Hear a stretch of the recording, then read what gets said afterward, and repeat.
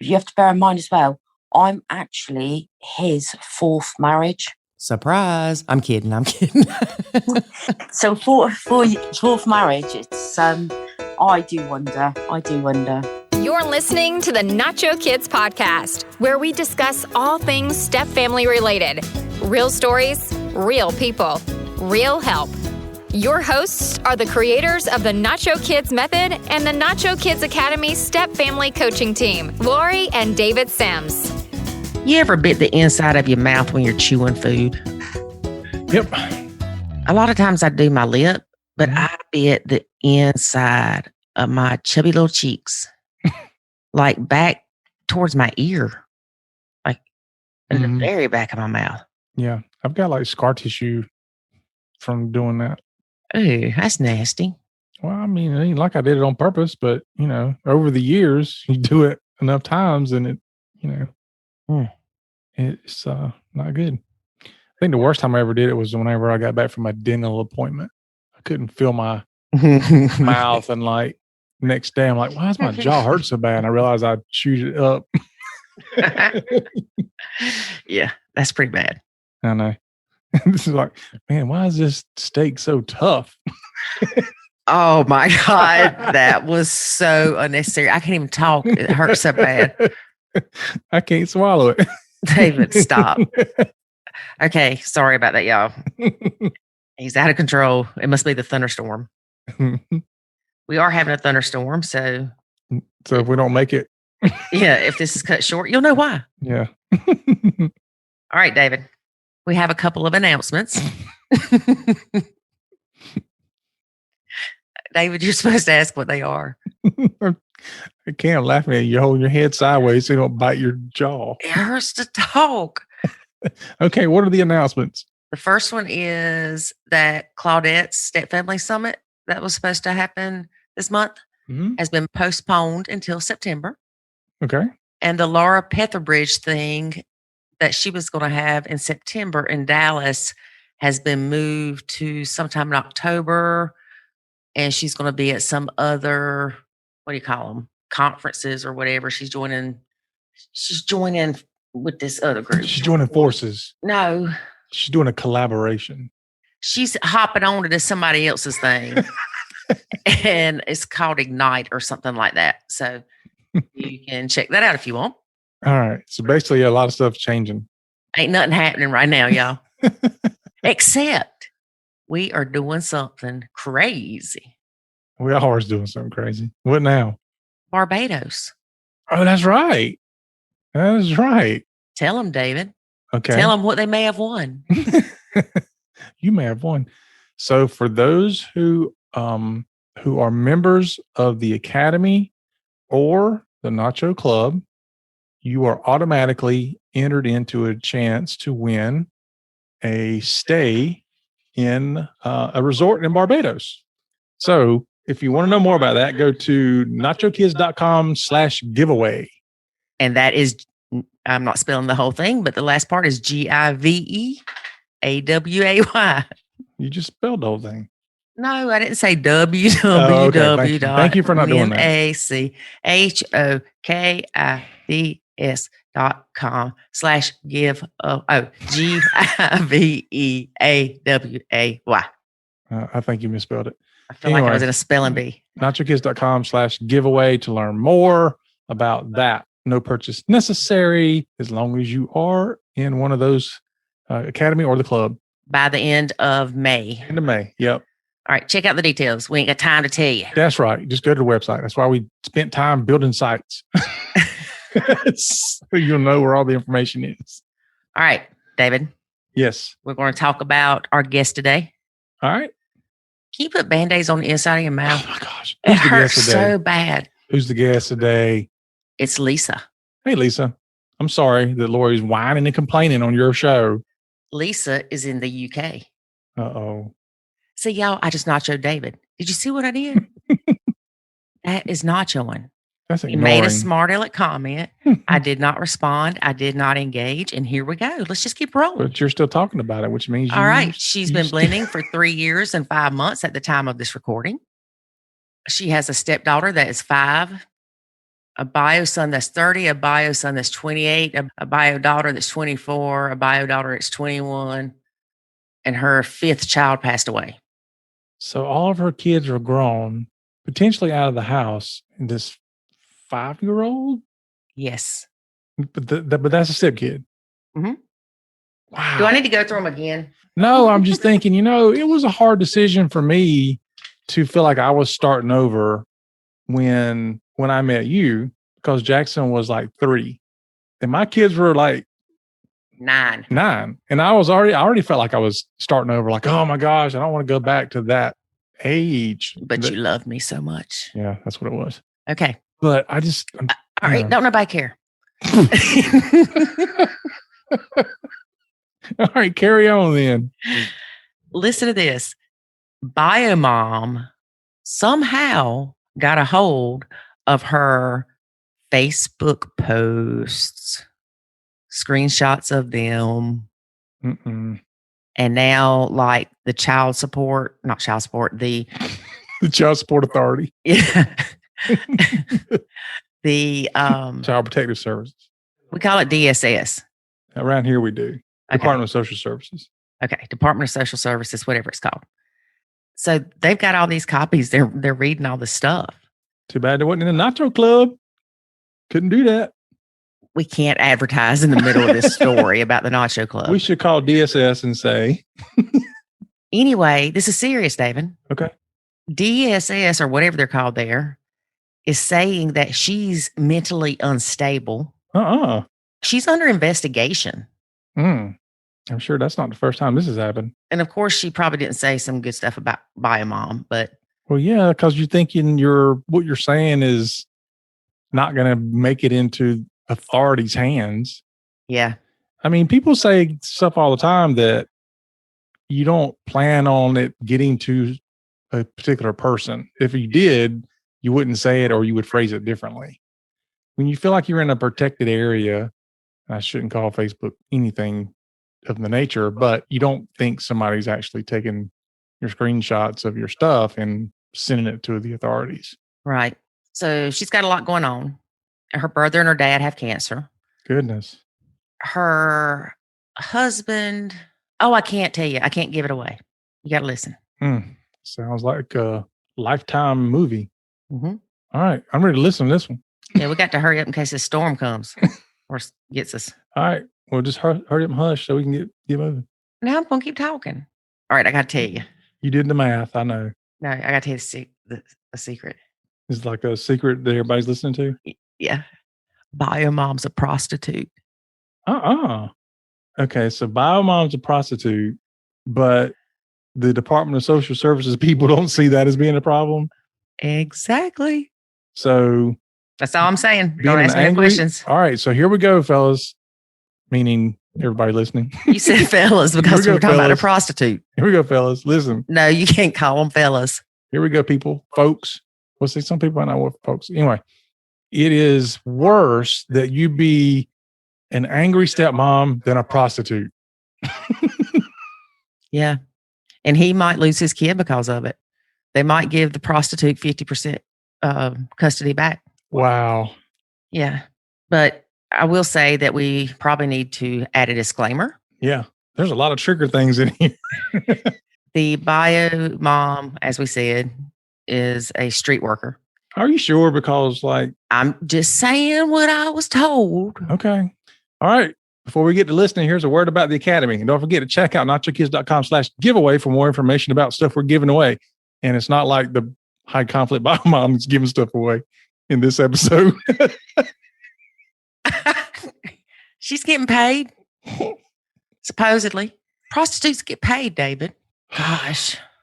Are we done? No, you can't end it like that. Okay, let's jump into today's episode. First, a word about the Nacho Kids Academy, but also make sure you go to nachokids.com/giveaway to learn more about the Barbados trip. Thing. Yeah, the Barbados thing. There is a way to save your sanity and your relationship, and it's called the Nacho Kids Academy. In the Nacho Kids Academy, you will learn the skills and knowledge to properly nacho, techniques to handle step family challenges, ways to improve your communication, and much, much more. Visit NachoKidsAcademy.com and sign up today to join other step parents who are seeing the life-changing benefits of nachoing. Again, that's NachoKidsAcademy.com. Today we have stepmom Lisa. Hey, Lisa, how are you? Hi, I'm fine, thank you. How are you? Good. So you're not from the States, I can tell. Nope, definitely not from the UK. And you've lived there your whole life? Yes, I was born in the UK, and I've still stayed in a certain area in the UK, and I'm still here now. Okay. Yes. So you're a stepmom. Yes. And how long have you been blending?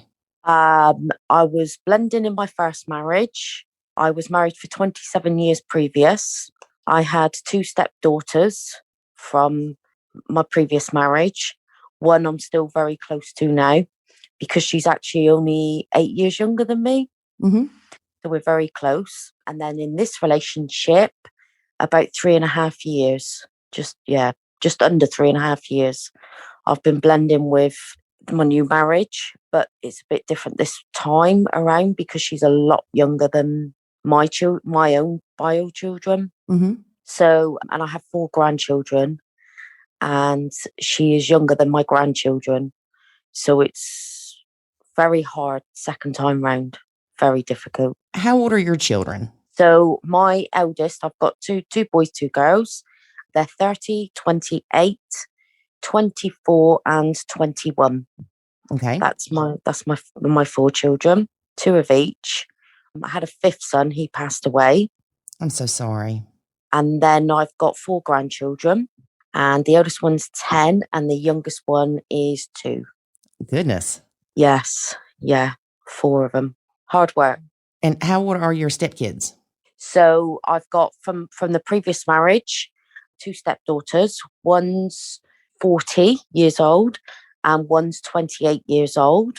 And then I've got my stepdaughter from this marriage, and she'll be 6 in July. Okay. So yeah, pretty young. You still claim these stepkids from your first marriage as your stepkids? Yes, I do. Yes. That's sweet. Yeah. Yeah. I think it's because it was different the first time, because obviously with my ex-husband, he could co-parent with the mum, and there was never, I don't think I experienced back then what I experience now, Mm-hmm. if you get what I mean. And I was only 17 when I met my first husband, and he was a lot older. So I was 17, he was 36, and we went on to have the 4 children or 5 children. So we went on to have, our children as well. But he could, if there was ever an issue, I never dealt with it. It was always, my ex-husband dealt with it. Whereas this time round, I'd say, I say, it's a different kettle of fish.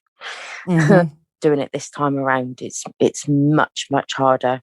Well, and you were a part of their lives for so long. Yes, 30 years. Yes. Yeah.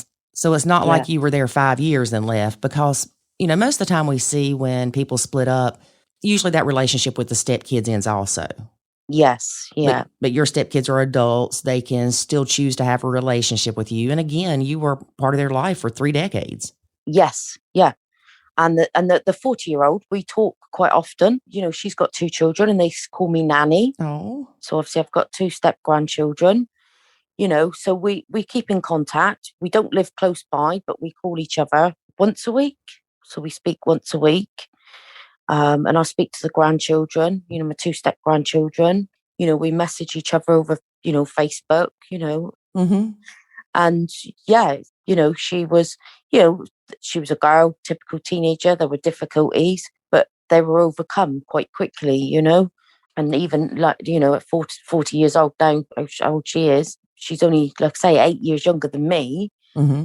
That, we do, she's always like, she says, I say to people, I'm a stepmom, even though my ex-husband is now in another relationship, she said, she always calls me mum. So, it's quite nice. Yeah, it's very nice. It is. Yeah. Yeah, definitely. Definitely. How do you and your ex get along? We don't talk. Okay. We don't speak. It was quite a volatile marriage. I was quite young. He was quite controlling. And so when we separated, that was it. I left and there was no communication whatsoever between both of us. The divorce was very bitter because obviously there was money involved, houses involved. Mm-hmm. So it was very bitter. And in some aspects, it kind of like affected me big time. And I had a nervous breakdown, Okay. quite a bad nervous breakdown. And I was diagnosed with what you probably know as BPD, which is borderline personality disorder. Mm-hmm. So I was diagnosed with that after the breakdown. So obviously I have my struggles, but it's nice because my children are older that I don't have to communicate with him at all. Yes. So I can just go straight to my children. If they need me, they know where I am, And my youngest one, she's got severe epilepsy. So he has contacted me in the past and said, my daughter's had a seizure. She's gone into hospital. And I'm straight there with my youngest daughter, but we don't communicate, which is quite nice because I'd rather not have to, deal with him. I'm sure it's better for your mental health to not have to deal with him. Yes, yeah. Because obviously with the mental health I have, borderline, it obviously triggers things that have happened anyway. Mm-hmm. So I was in therapy for quite a long time to overcome, the troubles that I faced in that marriage. But I think it's because I was so young, I was quite naive as well. I was only just 20 years old when I married him. Mm-hmm. So I didn't know how a marriage should be. I just presumed that obviously being married, you had to stay at home, raise the children, put a meal on the table every night, clean. But I felt like a single parent. I was dealing with the children alone Mm-hmm. on my own. And like I say, my youngest one, she's got epilepsy. And then my 28-year-old son, he's got autism and ADHD. So I was dealing with a lot of that, as well as our third son, he passed away, he died. So obviously I was dealing with that as well, the grief. And I felt like I was doing it alone. And it was just, I put up with it, and you stay in a marriage for the children, even though they tell you not to. I stayed there for the children. Mm-hmm. When my youngest was 16, I woke up one day and went, I can't do this anymore. And I walked out of the marriage. Admittedly, I walked. I did go. I packed what I could in my car and I just left. And I didn't go back. And it was difficult, but I had to do it for my own sanity. Right. Because I'd got myself so ill with my mental health Mm-hmm. that I knew that I had to go. It was my only way out, really, was to leave. And you didn't take any of your kids with you? No. I'm sure that was hard too. Yeah, that was very difficult. It was because I didn't have a plan to go. I just had to leave, and it was just in my head that I had to go that day, and I went, and I didn't know where I was going to go. I didn't know who to turn to. I lived in my car for about a week. Oh gosh. I had no contact with anybody because I was in the process of a breakdown. Mm-hmm. And eventually I went to my father and I went and stayed with him. And I think my 4 children could see what was going on, and they knew what he was like towards me. Mm-hmm. And they kept saying to me, Mum, go, you deserve better, go. And I was like, I can't leave you. But I just, like I say, that day I woke up and that was it. I knew I had to just leave. It's pretty sad when the kids are saying, look, this isn't healthy. You need to go. Yes. Yeah. They saw it. They saw a lot of the way he was controlling. He was having lots of affairs and I put up with it. I don't know why, but I put up with it. There was just one affair after another. And even in the end, the children were catching him out with the affairs. Oh gosh! And they found that he was lying to them as well, and that's why they were like, "No, Mum, you could do so much better. Just go, And so I did. I left. Okay, so you left. You went and stayed with your dad. Yes, went and stayed with my dad. Stayed on my own for about 2 years. And then my dad was, and my mum, because my mum passed away. So me and my dad set ourselves up on a dating site. My dad did my profile and I did his profile. And I'd had a couple of dates, but nothing, spectacular. And I thought I was too old, didn't really, think about the implications of getting involved with anybody with children. Mm-hmm. And then I met my husband, obviously. Did you meet him through the dating site? Yes, I did. Yes, plenty of fish. So we met through there, and I don't know what it was that attracted me to him. Not my normal type, Mm-hmm. but I don't know. I don't know what it was that attracted me to him. And it was gradually and gradually, I was like spending more time here. Weekends I wasn't seeing him because obviously he had his child. Mm-hmm. And literally from there, it's kind of like got more serious. And I think it was about 6 months, 7 months maybe in that I moved in with him in his house. And here we are 3.5 years later. And we got married last September in Greece. Congratulations. So, yeah, and I proposed to him. Did you? Yes, I did. Yes. Girl, look at you. So he kept saying about getting married, kept talking about it. So I knew he wanted to get married. So I thought, right, bite the bullet and I'll propose. So yeah, it was quite nice, So yeah, and here I am still. Yeah. How long after you and your husband, or at the time, boyfriend, started dating did you meet the stepdaughter? It was just after I moved in. So it was about 6 months in, 6 or 7 months in. So I'd moved in. At that point, I knew that there was, which is I think you call it child services over there. We call it social services here. Mm-hmm. So at that point, they were involved with the mum, the bio mum, her and another child that she's got there. That there was meetings and everything around the mum's capabilities of being a parent. Mm-hmm. And because obviously my husband had to tell them that I was moving in, they had to do police checks and background checks on me before I was allowed around my stepdaughter. Okay. So all that was carried out to make sure that I was safe to be around my stepdaughter. Was it not weird though, you already living there when you met her? Yes, it was and it wasn't. It was difficult because obviously, I had my grandchildren that are the same age, so I knew how to get down to her level. She was, well, I don't know how to put it. She was always for my husband. She's a real daddy's girl. Mm-hmm. So obviously he started off by doing, everything for her. He was doing a lot. And then there was a couple of occasions, I think, that his work, where he had to go to work on what we call a late shift. Mm-hmm. And he wasn't finishing till sort of like 11:30 at night. And I said to him, oh, I'll look after her, I don't mind. And he's like, you sure? I was like, yeah, it's no problem. And it was from there really that our relationship got better, Mm-hmm. It was always, Lisa do it, Lisa do it, Lisa do it. 'Cause she was what, two and a bit years old? Yeah, see, that's what I was thinking. If she would have been older, that would have been a lot weirder. Yes, yeah. But she was basically a toddler. Yes, yeah, she was. Yeah. Mm-hmm. So everything, and then it was like everything that needed to be done. It was like, Lisa, do it, Lisa, do it. And I think at the beginning I was doing it because I don't know what it was. I was supposed to please her, to please him. So I was doing it rather than saying, no, actually, daddy, do it. I was doing it. Mm-hmm.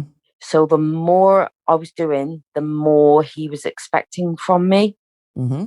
And this is, I think I'd already said before, it's about boundaries. There was no boundaries put in place at the beginning, which was my biggest regret. Mm-hmm. Because I started doing absolutely everything at that point then for her. And in the meantime, obviously, we still had social services involvement. And I think it was the Christmas 2 years ago, stepdaughter was actually living with the grandparents because she was removed by social services. She was removed from your house? No, she was removed from the mother's house. Okay, just checking. Okay. Yeah, she was removed from the mum's house, from the mum's care. Mm-hmm. And she was placed with the grandparents, which is the bio mum's parents. Mm-hmm. And they actually live very, very close to us, very close. And so, my husband was still seeing her at this point most days until at the 2 years Christmas, 2 years ago, the grandparents went, you take her. and basically said, we can't deal with her behaviour. We've got too much going on. You're going to have to take her. We don't want her back. Oh my gosh. But they've also got the other child. Oh. So they had the other child, which my husband thought at the time was his daughter. And then because of everything that was going on with social services and court hearings, a DNA was requested and it came back she wasn't his child. Wow. So my husband practically lost a child that he thought was his and was raising and paying child support for. And it turned out he wasn't the dad. So over there, when something like that happens, they make him stop paying child support, or allow him to stop paying child support? Yes. Okay. He stopped paying the child support and that was it. All contact was literally stopped overnight with this other child. She's 18 months younger than my stepdaughter. Okay. He still sees that child every day. He does? Yes, because the grandparents live very close to us and they go to the child goes to the same school as my stepdaughter.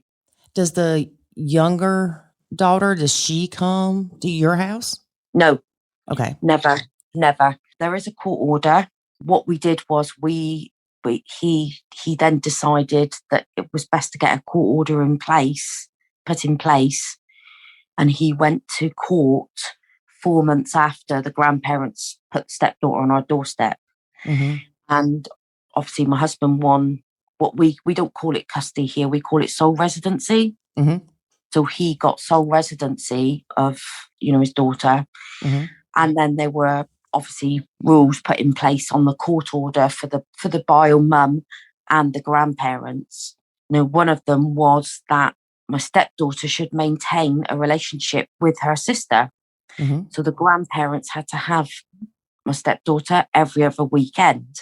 That didn't work like that. And even though they live very, very close, basically they can walk past our house every day. The last time they saw my stepdaughter was the 27th of December. Wow. That was the last time they saw her.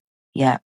So basically the court order gave her basically what we would consider bio mom's every other weekend visitation. Yes. But they didn't take advantage of that. No. The same as the bio mum. She's supposed to have twice a week. So that's basically it's every Wednesday from school for tea and then bring her home. And every Saturday for the day. The mum has to have the contact had to be between mother and child only in the community because the mum is a prostitute. Okay. So she sells herself. Mm-hmm. And because of the men she hangs around with a lot of perpetrators, men like that. The court order stated she had to stay in the community with her daughter. So that dwindled off. So it started off 6 months, I think, going well. And then she'd make excuses. It was either too hot, too cold. She had a headache. She had no sleep. I think the last text message she sent me was, I'm really sorry, I can't be bothered to be a mum today. Oh my gosh. So I said, no, you need to come and get your daughter because I need to be at the hospital with my daughter because she's sick. My daughter is sick. Right. She said, you heard me. She said, I ain't coming. She said, go and ask my mum. And that was the last contact. And that was in July last year. And that was it. Wow. Why was she texting you instead of your husband? She was texting me because silly me didn't put boundaries in place. Okay. Gotcha. And he was like, I don't want to talk to her. I hate her. I don't want to talk to her. The bitterness between them both is bad. I don't solely blame her for everything. But he should have stood his ground as well from the beginning, and he didn't. What he expected from me, he didn't expect from her. Yes. So if I'd got up one day and went, do you know something? I'm really not feeling well and I'm not mentally well. Can you stay off work and look after your daughter? He'd go, no, you can have her. You are looking after her. So that's how it's become like now with us. The problem was eventually we were having social services making phone calls or the police making phone calls or turning up on our doorstep And this is solely because someone on groups on Facebook was screenshotting my posts and sending them to the birth mum. We experience that. And one of the things that I tell members when they join is lock down your profile.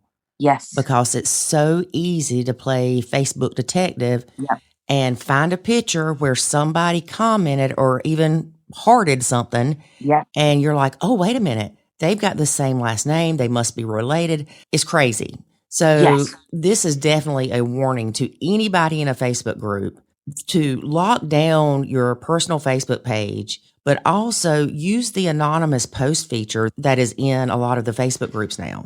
Absolutely. Absolutely.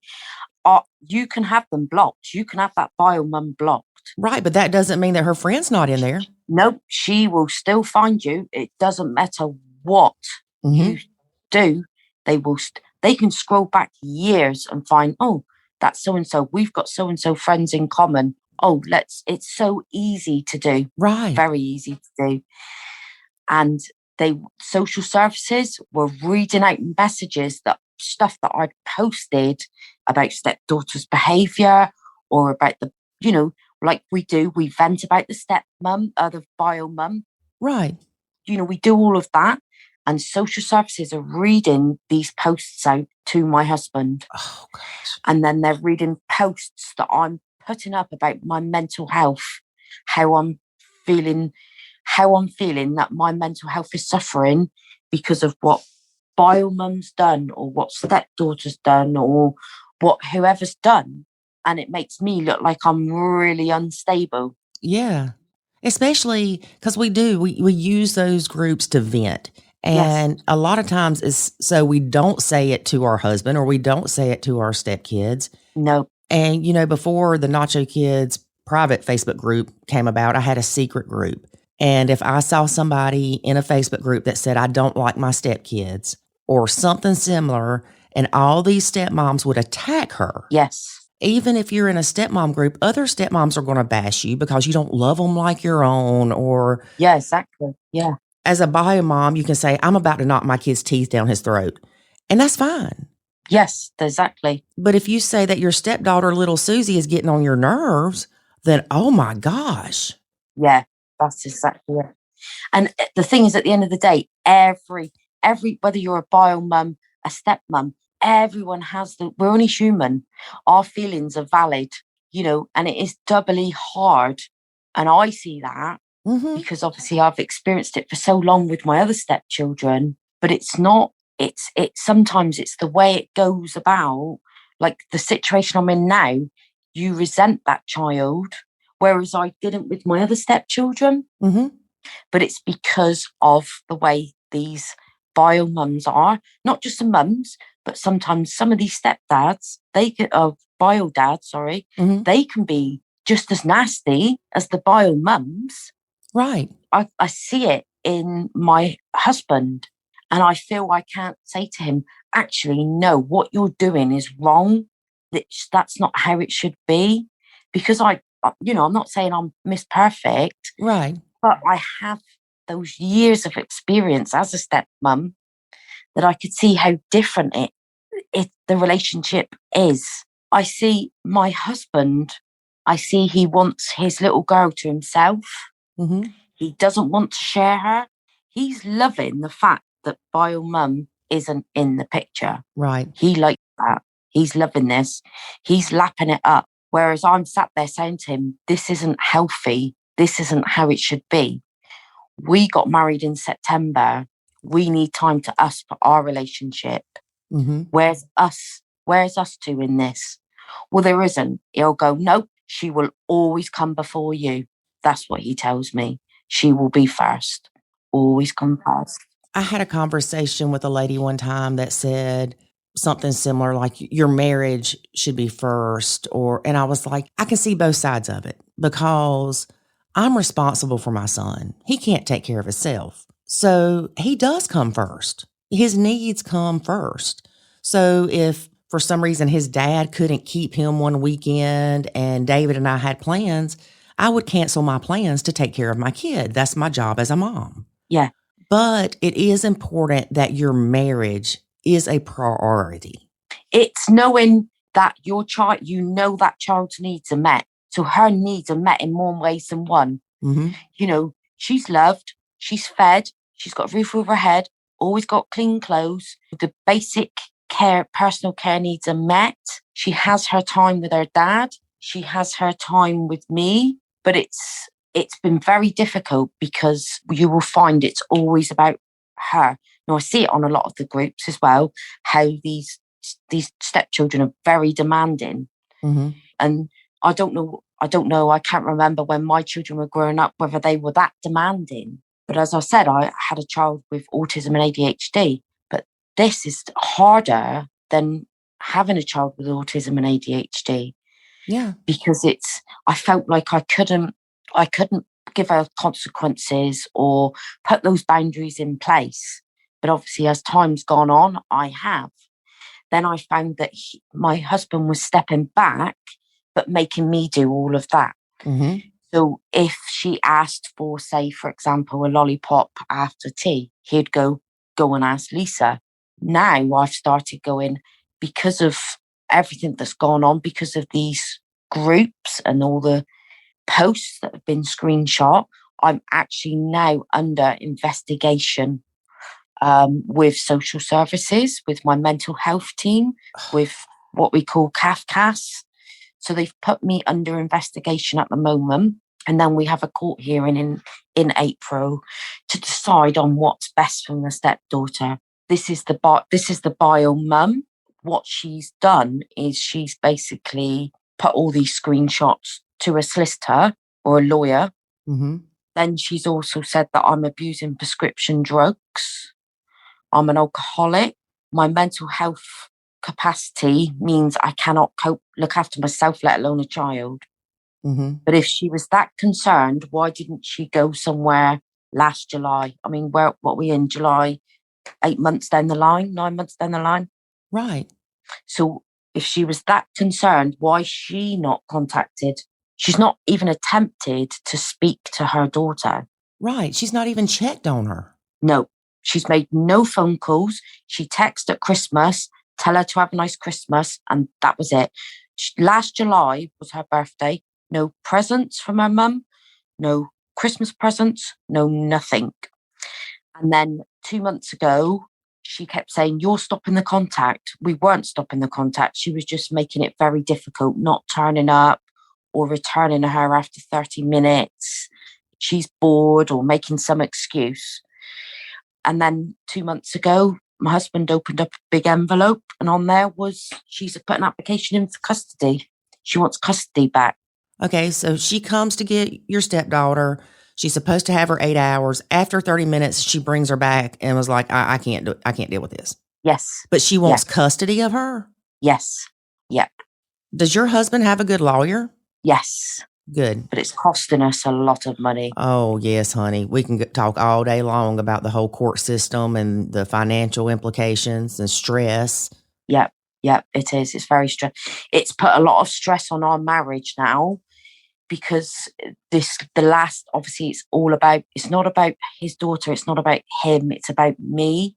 And I feel that if he had stepped up from the beginning and not expected me to do so much, then I wouldn't have been put in that position. Right. For her to say those things about me. Mm-hmm. And I wouldn't be so angry and resentful. And then when I tried to say to him, "I'm really resenting this. I don't think I can do this. It's really difficult for me. I'm dealing with my own mental health. I'm also dealing with my dad and my brother. They've both got cancer." Oh, honey. And I'm dealing with that as well. And now she's taken that energy away from me to have to deal with that personal thing and made it about her, because now I'm putting all my energy into trying to prove her wrong. Right. And that's not how it should be. I married him because I love him, not because I got to go through the rest of my life trying to prove what type of parent I am. Mm-hmm.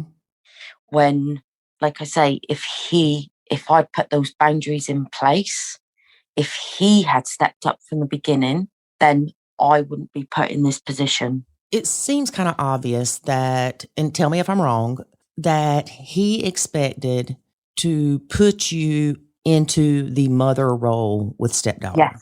Yes. Now, you mentioned a time where she didn't get her daughter and you needed to go to the hospital for your daughter.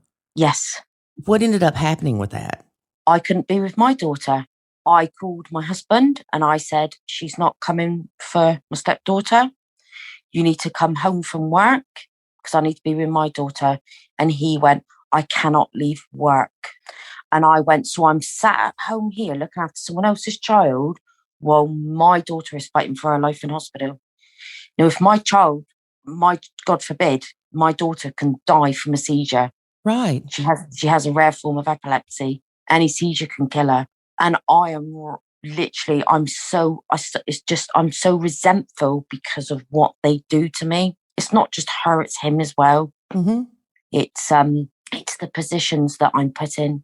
It's horrible, resentment. It's horrible. It's a horrible thing, awful thing. So you said that you have put boundaries in place now. I have, yeah. And how is that working? It's much better. It's had to do it.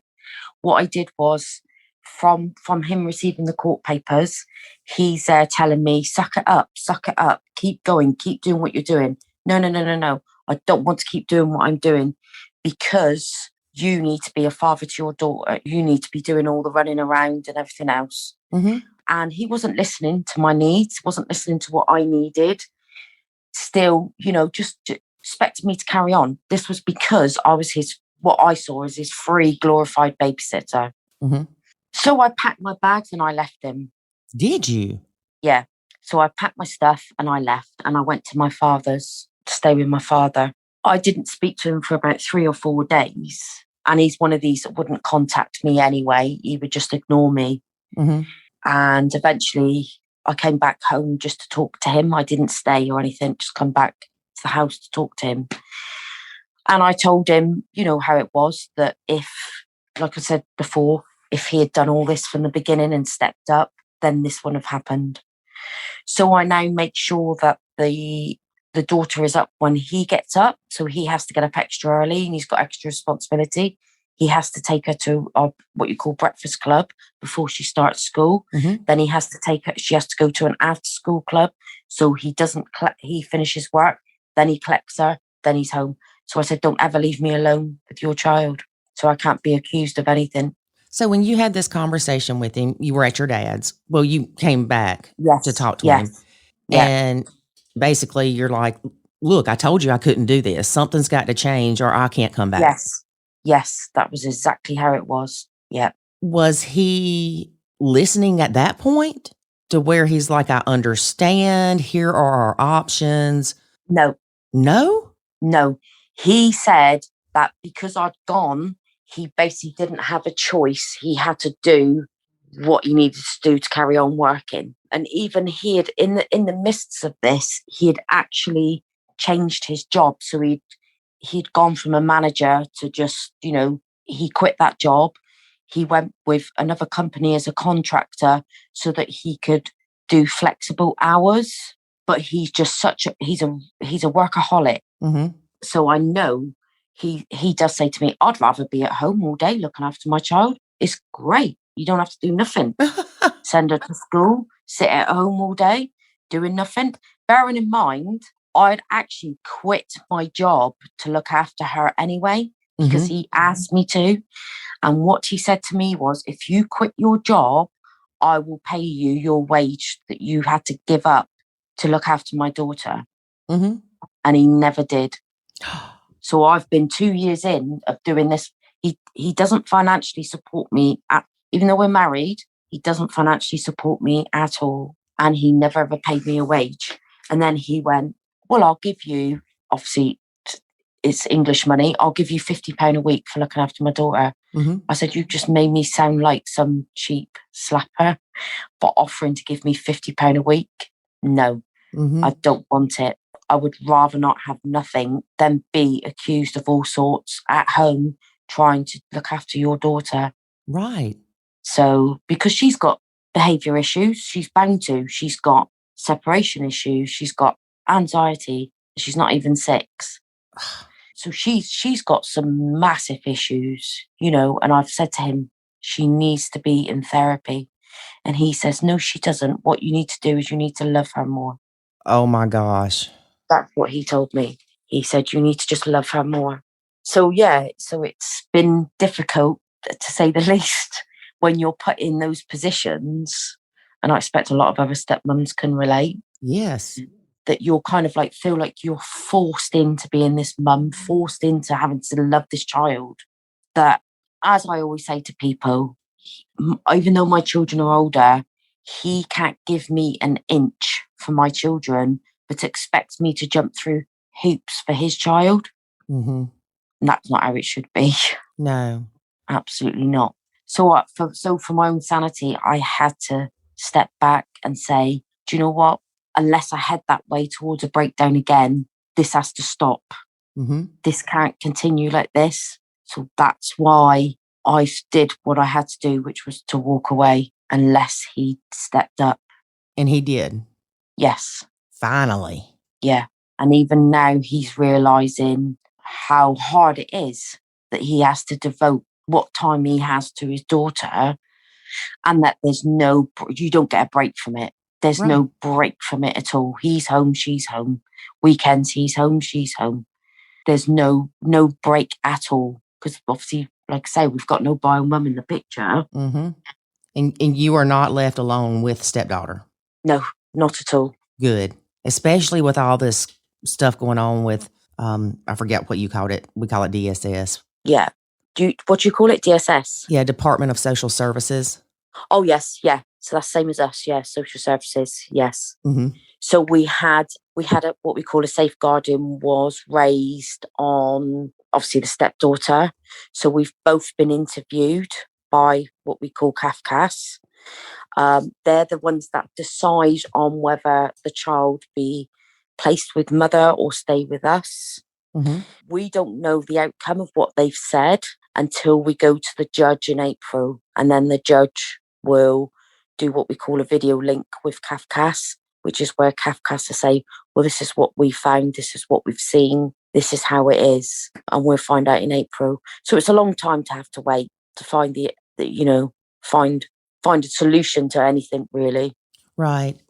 But in the meantime, what I've been doing is obviously doing a lot of research, trying to find out stuff about the bio mum, what's been going on in her life since she's not had any contact with her daughter. Printed off thousands and thousands of text messages which are abusive towards me and my husband, highlighted what's relevant. I think the last contact was my husband had messaged, and I said to him, still keep up with the court order, message her, do you want your daughter? But she, no, I'm taking it back to court. I'm taking it back to court.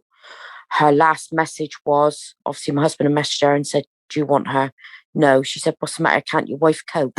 That was her last message after she had not seen her for God knows how long. Oh, she's playing games. Yes, absolutely. So all this time, and then last November, my husband put an application in for child support. Mm-hmm. She only has to pay £7 a week, which is probably about $6, is it? Something like that. And she's not paid it. You are kidding me. No, she's not paid a penny. So in 2.5 years that we've had her daughter, she's not given us a penny. I guess her prostituting business ain't going too well. No, definitely not. So obviously my husband messaged her and said, you're supposed to be paying this child support. So she said, I'm not paying it. I'm in too much debt and it's not my priority. But she's found money somewhere to pay for a lawyer. Well, that's what I was going to ask. Because over here, family services isn't free. She would have not got that free. Right. Unless she can prove that there was domestic violence. But after so many months, I think it's 12 months, she can't prove it. Mm-hmm. So she definitely wouldn't have got that for nothing. She would have had to pay for that. So she's found the money from somewhere. But she can't pay £7 a week child support. That's not even enough to take the stepdaughter to McDonald's. Nope. It doesn't even cover the clubs that obviously my husband's having to pay for a day. No, not at all. And when she was seeing her child, we would have to provide everything for her. So we would have to provide the sun cream, the spare clothes, the food. We had to provide the food. We had to provide the public transport costs. Everything. So we had to provide, yes, everything. And she's never out. So how she thinks she's going to get custody and support this child, I don't know. Well, she probably thinks that she'll get child support from your husband. Yeah, he was paying ridiculous amounts. Yeah, and that's what she's thinking. Yeah, very good paid job. Yeah. The other child, she only sees for 2 hours a fortnight and pays nothing for that one either. And those poor grandparents are raising that kid. Yes. They've got guardianship of that child, but she still has parental responsibility on both of them.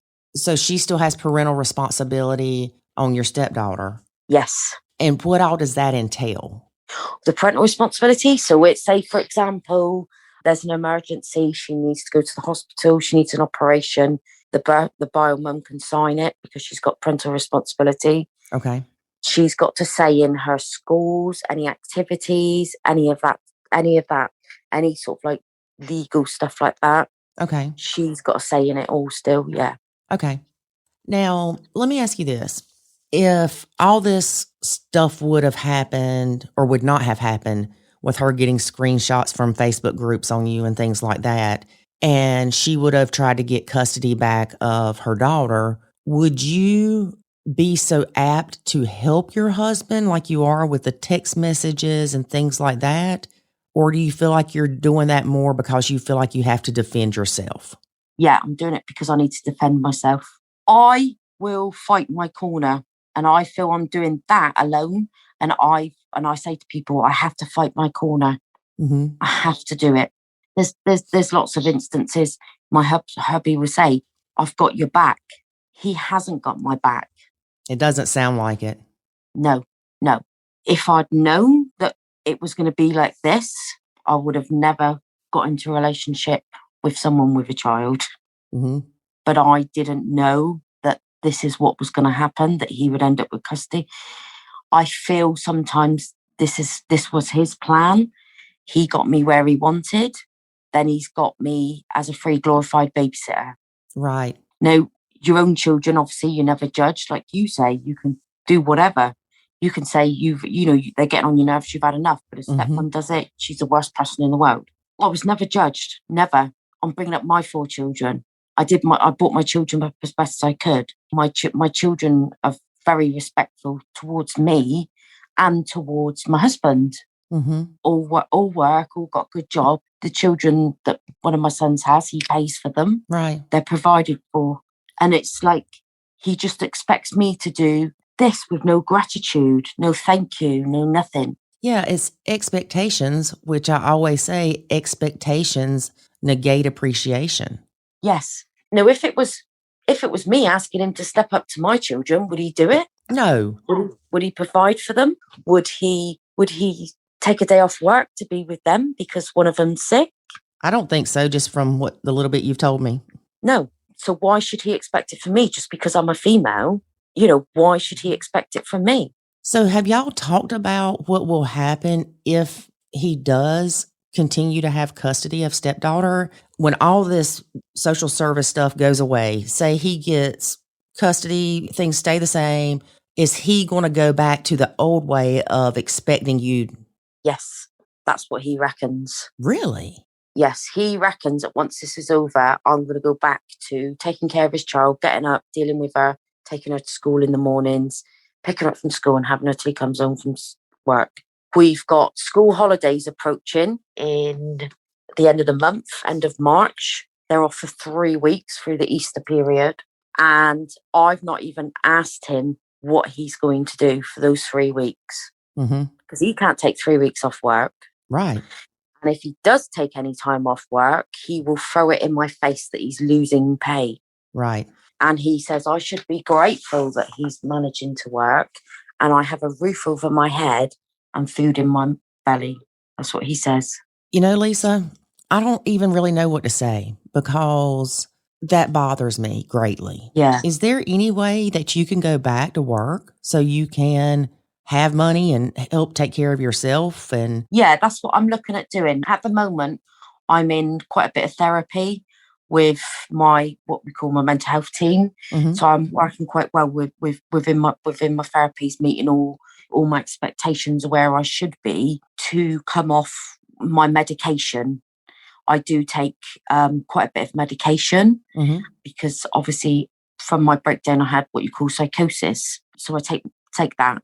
I have a one-to-one, a support worker who will help me get into returning back into work. I have 2 university degrees. That's awesome. And I'm stuck at home here Yeah. doing nothing, obviously with all of this playing on my mind. So I know the minute this court hearing's over, I haven't thought of the implications if he loses custody. I don't think he will. Yeah. It doesn't sound like the bio mom has a stable home even to take the child to. No, she doesn't. No. But I don't want him to think that everything can go back to the way it was. Right. When they both him and her have both put me in this position to start off with. So it's never going to go back. I said to my friends, it changes the whole dynamic of how it should be, Mm-hmm. really. And this is how it should have been from the beginning. So, I will return back. I will go back to work. I have told him that I'm looking at going back to work. I'm actually a self-employed professional photographer. That's awesome. So, I will look at sort of like seeing if I could go back but at the moment it's difficult because we're all still in lockdown here. Mm-hmm. And our lockdown's not due to be lifted till, I think it's something like April the 21st, where we've still got all our major shops shut. We've only got supermarkets that are open. Right. So it's difficult. It's been, pretty difficult. There's not a lot we can do. Well, we're stuck in this lockdown. But if I do go back to work, I worry that he will be like, well, actually, no, you can carry out, you can pay all the bills and the mortgage and he's in a very good paid job that he's been in for 37 years. So it doesn't matter either way. I'm the bad person in all of, I see myself as the bad person in all of this, What does your therapist say about your relationship with your husband and how the interaction between the two of you happens? He sat with us last week, and my husband sat with him, and he said, could you sit here and talk to him the way you're talking to each other now? And I said, no, absolutely no way, because it ends up going into an argument. Mm-hmm. I end up resentful, then we end up shouting at each other, and then you end up bringing up all sorts of stuff rather than solely trying to solve what's going on in front of you. It ends up being something else that's happened, and something else that's happened, and then something else, Mm-hmm. Because it's difficult. I'm not one to open up and say about how I feel anyway. That's partly probably due to my BPD. But he will make me feel guilty if I say to him, this is what I'm looking at doing. I want to go back to it. Or, for example, a couple months ago, I applied for a job. Mm-hmm. And that job was working in our COVID-19 centre. So it's with the track and trace system. I've got experience in that job, and I applied for it. So they called me and said, can you start this job? So I was like, yes, yeah, that's fine. What's it doing? So they told me my shifts would be 1 week, 8 a.m. to 8 p.m. Then the following week it'd be 8 p.m. to 8 a.m. So working overnight. Mm-hmm. So I come home. I was so excited. I told him, and he went, well, you can go and unapply for that job. So I said, sorry. He said, you can go and I said, what for? He said, you know what for? You need to be at home with my child. That's what he told me. So we got into a massive argument, and he turned around and said, I tell you what, you can take the job, but I want you to do the night shifts only. So I said, what do you mean? He said, well, what I need you to do is get up, finish at 8 a.m., come home, take my child to school, then you can go to bed. Then at 3:30, you can pick her up from school until I get home. Then you can go to work at 8 p.m. So in other words, he wanted me to go to work and look after his child, but he feels he can't do both. So that was that. So I didn't take the job because it was made very difficult. So I resent him for that. I resent him, very resentful about that. Well, yeah, it's very rare that I'm speechless. And from listening to the podcast or reading my blogs or my Facebook group, whatever, that I'm all for saving marriages and relationships. Mm-hmm. But honey, I really do feel in my heart that you and him need to go to counseling or this is not going to work. We've been in counselling. We've been in therapy, couples therapy. For how long? We were going for, that's another thing that I've got to deal with. He cheated on me 7 weeks after we got married. Oh my gosh. So I said to him, it's either I leave or we go to couples therapy. So we went to couples therapy. I was paying for it, courtesy of me, out of my own pocket. And I think we had about 12 sessions. And when he came out, he said, do you think this is going well? And I went, well, yeah, because we can sit here and it's all about knowing how to communicate with each other, you know, blah, blah, blah. And he turned around and went, well, I don't, I'm just going along for the ride. That's what he told me. He was just going along for the ride. So I was like, do you know what? I'm not even going to bother wasting my money anymore on this therapy. My father doesn't agree with me coming back here. And I've said to him, at the moment I'm here because I want to fight my corner with the bio mum. But I'm doing it alone. Okay. But let me ask you this, okay? Mm-hmm. You're fighting your corner. You're trying to prove that the allegations against you are not accurate. Yes. Right? Okay. What does that matter? Other than, now I get not wanting your integrity attacked. I understand that because integrity is a big thing. Yeah. But you fighting can result in him keeping custody of his daughter, which he's trying to make you play mom for, Yeah. and that you don't want to play mom for. Yeah. So I get that. Part of me, and again, I'm hell-bent on to make blended marriages work. That's my goal. That's my mission. Yeah. But something's got to give with him because he is not treating you properly. No. And it doesn't sound like he wants to or even cares to realize that he's not. No. And you think at my age, after the first marriage, I would know better than to be here and going, because sometimes I'm here and I'm going, what am I doing? What am I doing here? Why am I here? I'm constantly doubting myself, questioning myself. Honey, I'm questioning it.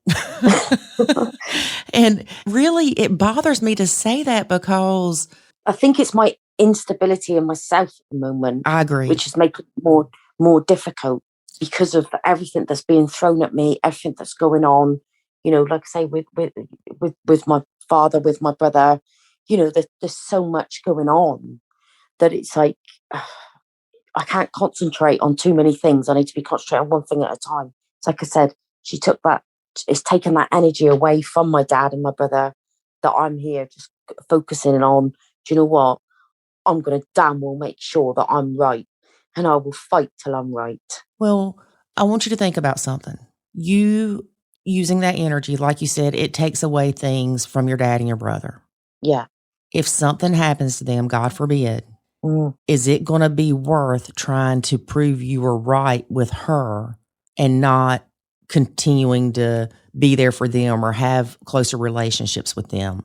Yeah. And the reason I say that is because I wonder if this just isn't something for you to focus on, because of what your dad and your brother are going through is traumatic. Yeah. And so you focusing on the court stuff is traumatic too, but in a completely different way. Yeah. By you focusing on the court stuff, you don't really have to think about what's going on with your dad and your brother so much. Possibly. And you're used to the way that your husband treats you, so it's not new. Yeah. No, it's not. Does he ever make you feel appreciated? To begin with, he used to. He used to buy me little cards. You're amazing. Thinking of you. You're doing really well. No, he doesn't. Not anymore. I feel I've served my purpose to him because I've refused to look after his child. So I feel he feels he doesn't have to do anything for me as his wife anymore. Right. Because I'm not here looking after his child, which is what he wants. And it's not like you're saying, I won't help you with your kid. Yeah. You're just saying, don't dump all this on me because it's overwhelming and I can't handle it. I need your help. Yeah. And he's saying, suck it up, buttercup. Yes, that's exactly it. Yeah. Constant suck it up. Don't worry, tomorrow's a better day, and it's like, it's difficult because it's like we are newly married. We are supposed to have time to ourselves, and we're not getting that, and we don't get that time. And you're not going to. No. Mm-mm. He claims his focus is with me and his daughter. We're the only two people that met her. I don't see it like that at all. He views this as you should want to play mommy to her. But I don't want to. Right. I'm not her mum. She calls me mum, Mm-hmm. but she has a mum, and that mum needs to be with her child. I can't fathom why a mum's not interested in her child. Right. And even if mom has nothing to do with her and never sees her, that doesn't make you her mom. No, it doesn't. No, and it's not fair on me. It's not fair on her. No, it's not. A minute ago when you were talking about proving that you were right with all this stuff with Bio Mom, it reminded me of a post we see frequently in Facebook on the Facebook site or whatever that is, do you want to be happy or do you want to be right? Yeah. And I want you to be happy. I want you to be happy with your husband and your stepdaughter. Yes. But something's got to give. Yes. It's a one-way street at the moment. Right. You have that image in your mind that you've got this, I don't know, this perfect relationship, white picket fence house, everything's perfect. And I'm one of these that I'll go out and I wear my heart on my sleeve and I'm a proper people pleaser. Mm-hmm. So I do anything to please people. But the minute I need that support or, hey, I'm here, but I can't do this. This is not what I need. This is not what I need right now, not what I want. I feel like I've been sort of like tossed aside as if to say, oh, well, you don't want to play mum to my child. So I'll just come home from work. I cook tea. Tea's on the table. There's always a meal on the table when he gets in the door.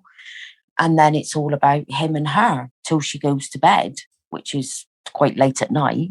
Mm-hmm.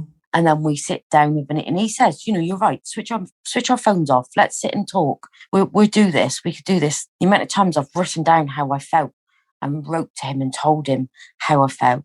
And then the next night, he's there on his phone, ignoring me. And then, by 10 p.m, it's I'm going to bed. I've got to be up 5:30 for work. So I'm going to bed. So that's it. That's your day done again. Mm-hmm. So that's how it rolls. The set is the same. He goes to work. He's gone by the time I wake with his daughter. So he's gone by 7:15 every morning, and then he doesn't get home till 4:45. He's gotten to where he's taken her to school, though, right?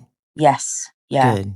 So he takes her to school, and then he picks her up from the club afterwards, the school club afterwards. And he's moaning because he's got to pay for that. He's got to pay for that club. Yeah, and you're costing him money because you could do this. Yeah, yes, absolutely. So he's kind of like, you know what? I really don't care as long as the needs of my child's met. This is how I think he sees it. The needs of her are met. I really don't care. I don't. Sometimes I do sort of like sit there and think to myself, shall I ask him, why am I here? What do you want from me? What do you want from this marriage? Mm-hmm. I'm not ashamed to say that if it doesn't work, I'll walk away. Right. If that's what it needs to be, then that's what will happen. I will walk. Something stops you from asking that, doesn't it? Yes. Yeah. And you have to bear in mind as well, I'm actually his fourth marriage. Surprise. I'm kidding.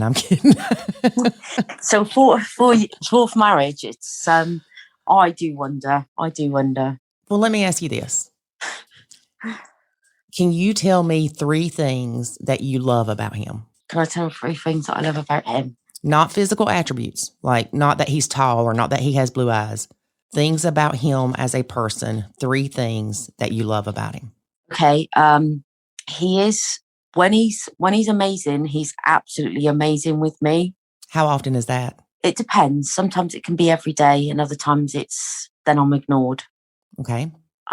He does. He when he's, like I say, when he's so good, he makes me smile and laugh when it's us two, like I say, which isn't that often, when things are going really, really good.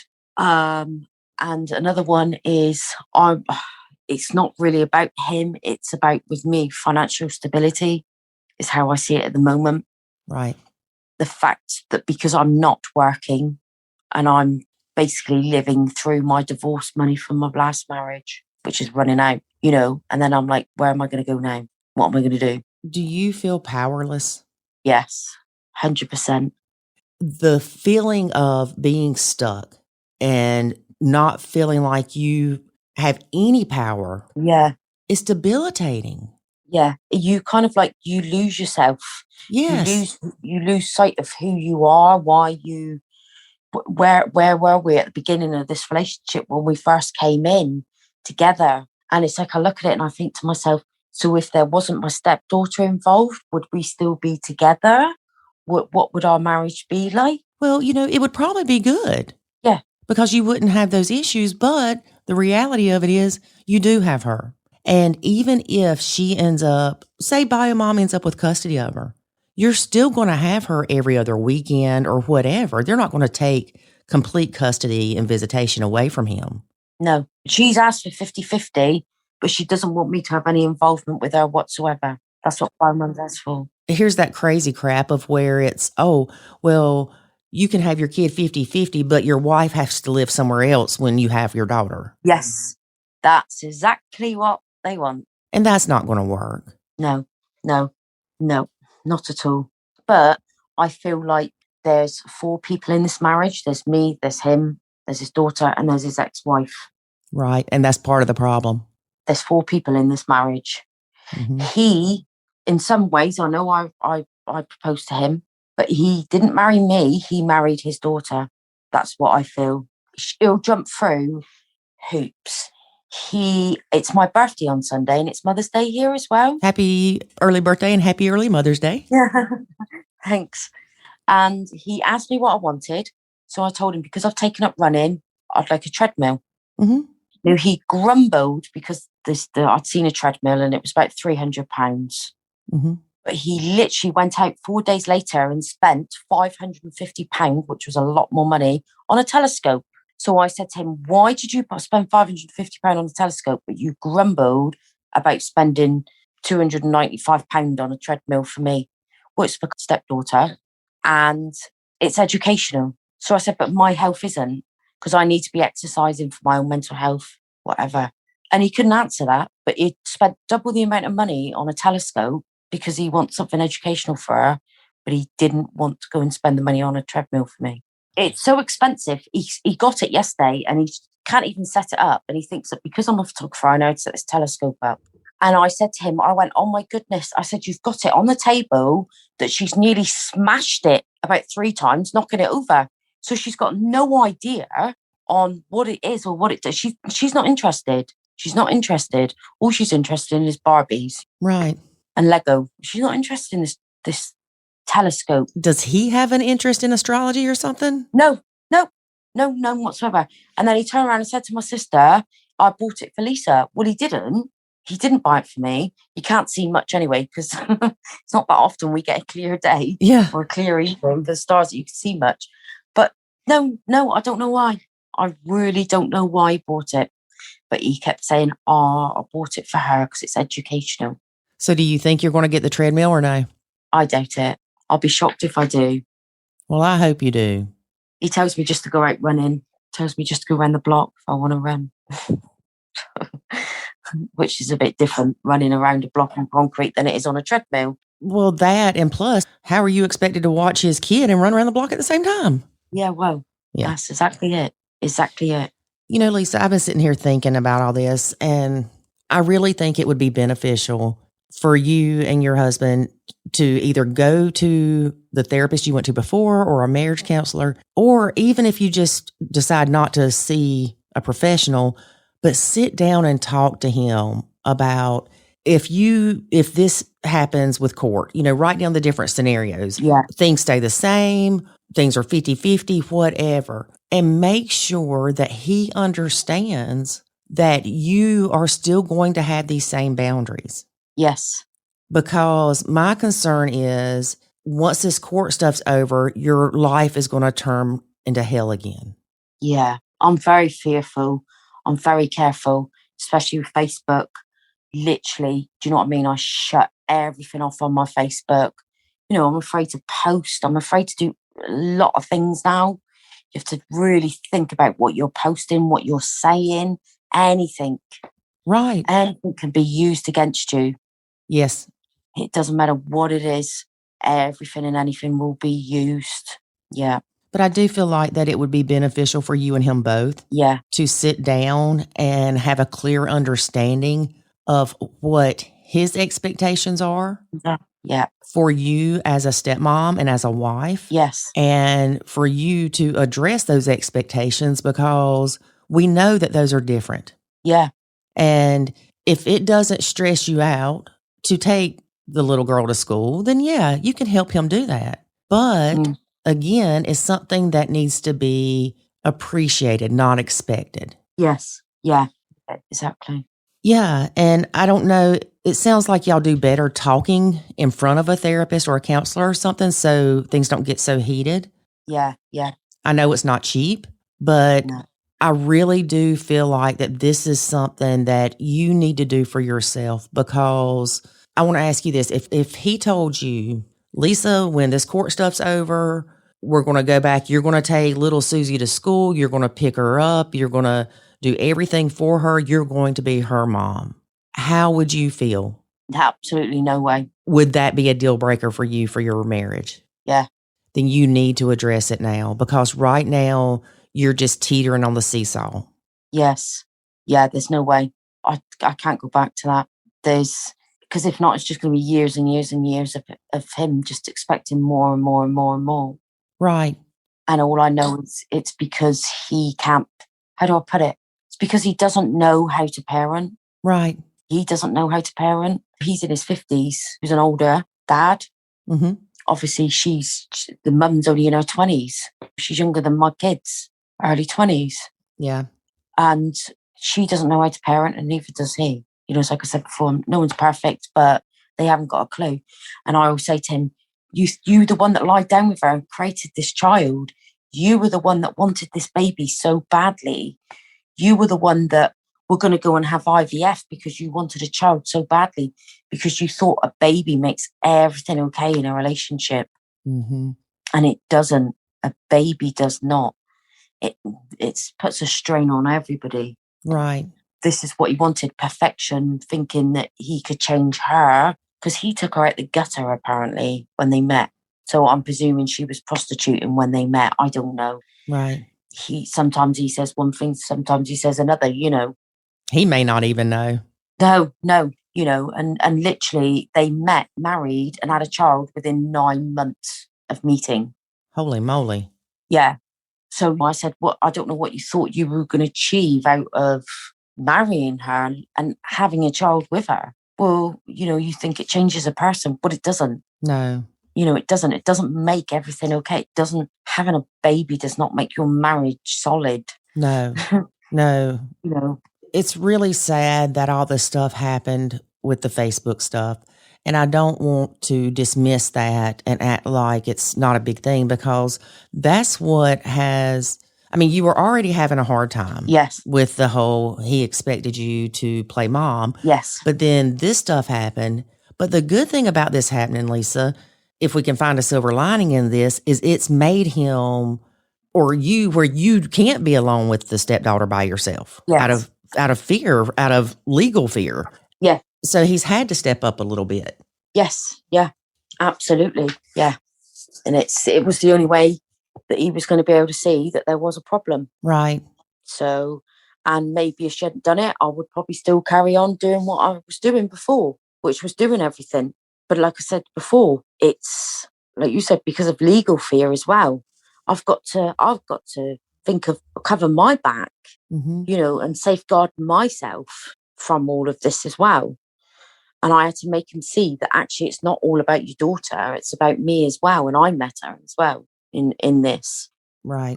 And then he was, I think there's a couple of times we've got into arguments where he's gone, well, this is your fault because you've posted stuff on Facebook. Right. So he's actually blamed me for it. If you hadn't have posted stuff on Facebook, then this wouldn't have happened.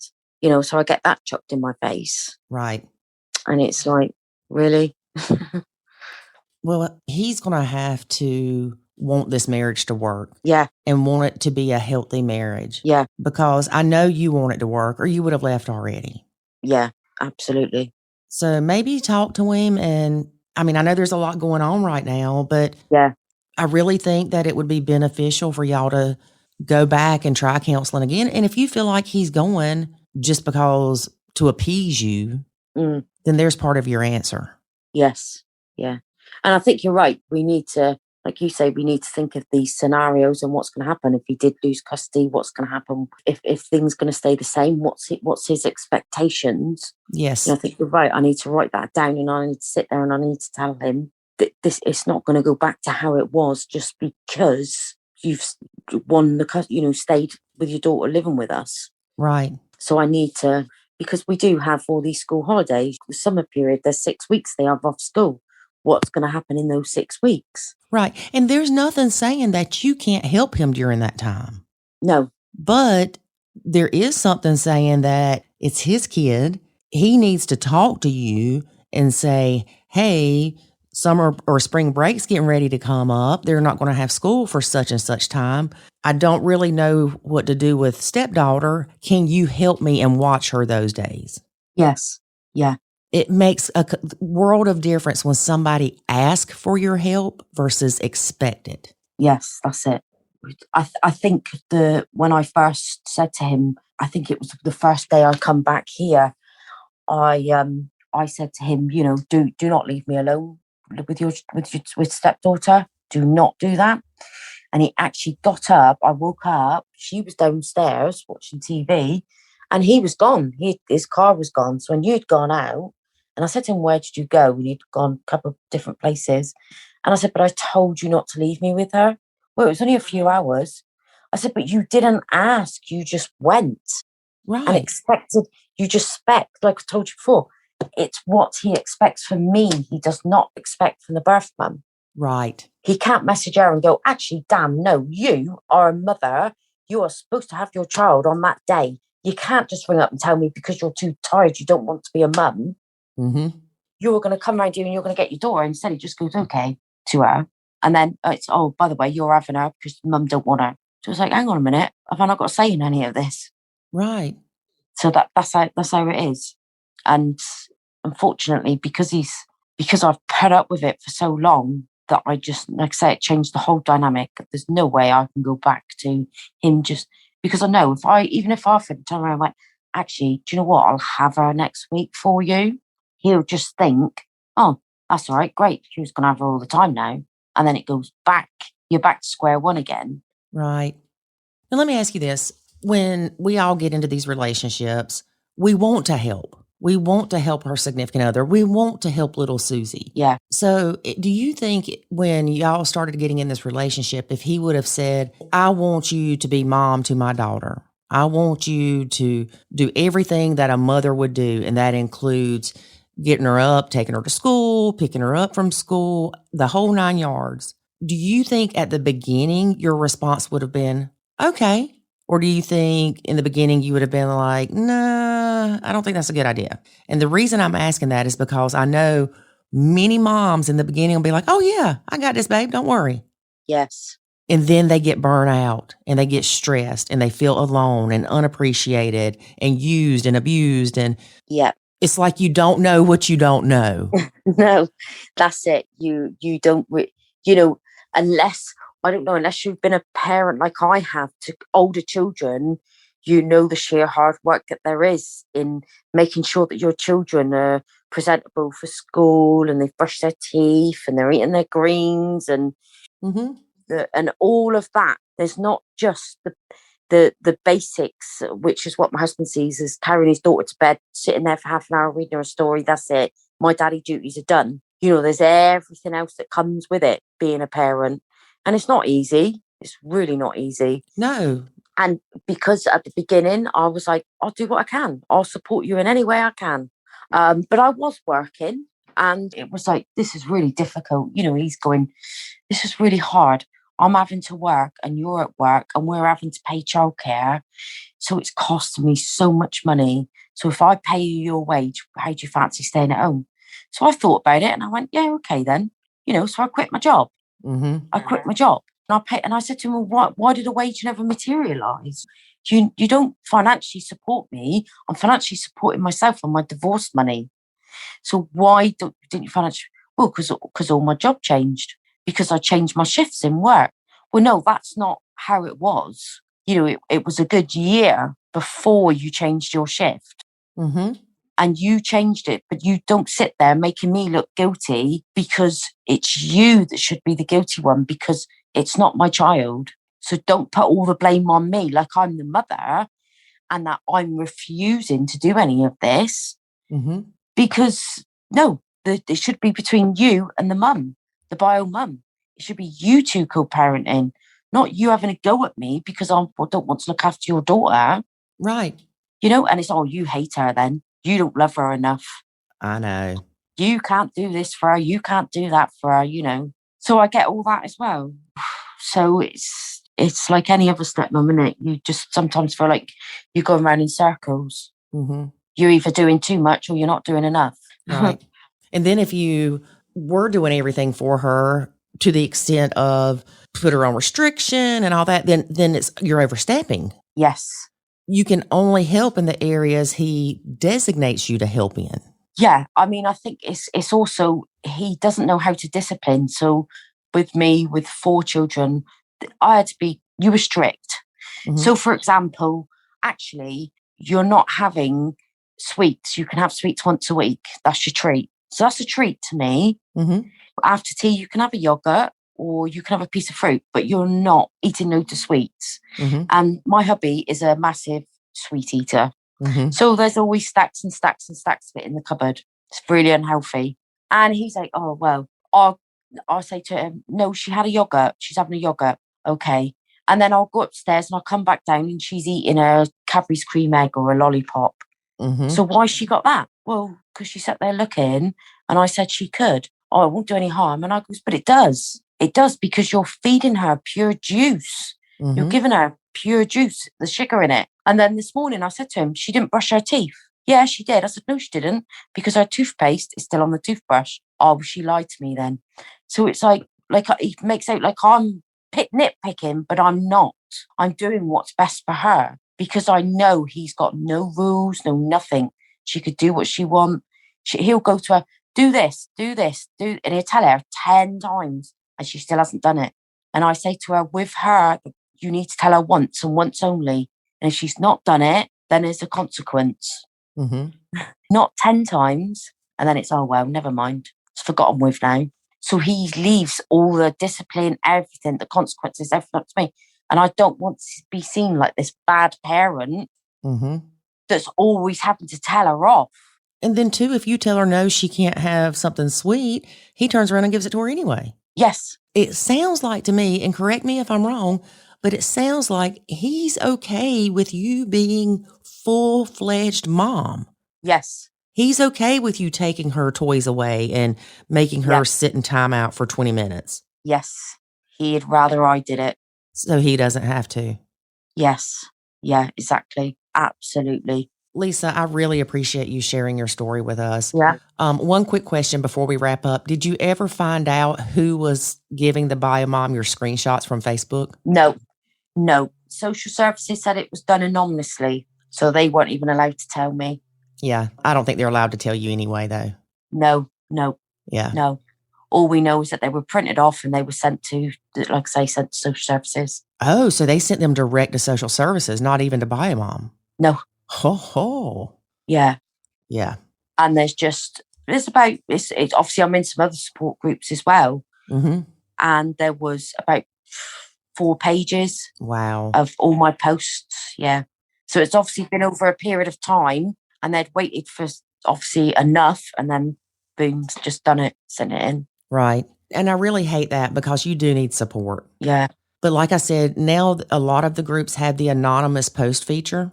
Yes. So utilize that. Yeah. So you aren't completely alone in all this because you're going through a lot. Yes. Well, thank you again, Lisa, for being a guest. We really appreciate it. No problem. Well, keep in touch and let me know how things go with court. Okay, will do. All right. Thank you. Thank you very much. Thank you. Thanks. Bye-bye. Thank you. Bye-bye. Boy, that was a doozy. You ain't kidding. Wow. I really do hope that her husband decides to go to counseling again. Mm-hmm. Because him expecting her to be a mother to his kid, it's just not working out. Something's got to give. But I could see why he would want that. I'm not saying it's right. I know it brings a lot of stress on her and all that.